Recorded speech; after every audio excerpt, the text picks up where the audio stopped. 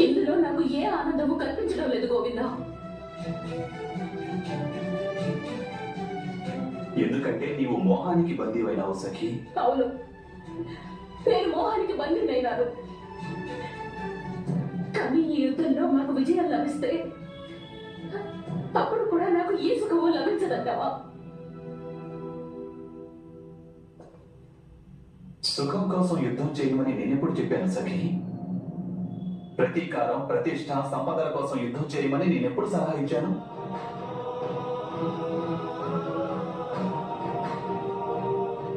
ఈ యుద్ధాన్ని సమాజ సుఖం కోసం చేయాలి సఖి. అధర్మాన్ని నాశనం చేసేటందుకు, ధర్మాన్ని పునఃస్థాపించేందుకు మనం యుద్ధం చేయాలన్నాను. ఇంతటి మహాత్యాగాన్ని మేమే ఎందుకు చేయాలి గోవిందా? ఎందుకు?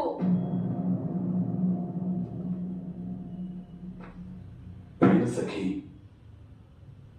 మానవ సమాజం రూపొందించిన నీతి, ఆదర్శం, ధర్మం ఇవన్నీ సముద్ర తటంపై నిర్మించిన ఇసుక భవనం మాదిరిగా ఉంటాయి. కాలం తాకిడికి అవి అనునిత్యం కూలిపోతూనే ఉంటాయి. వాటిని నిరంతరం నిర్మించుకుంటూ ఉండటం తప్పనిసరి. లేదంటే నీతి, ఆదర్శం, ధర్మం ఇవన్నీ నాశనమైపోతాయి.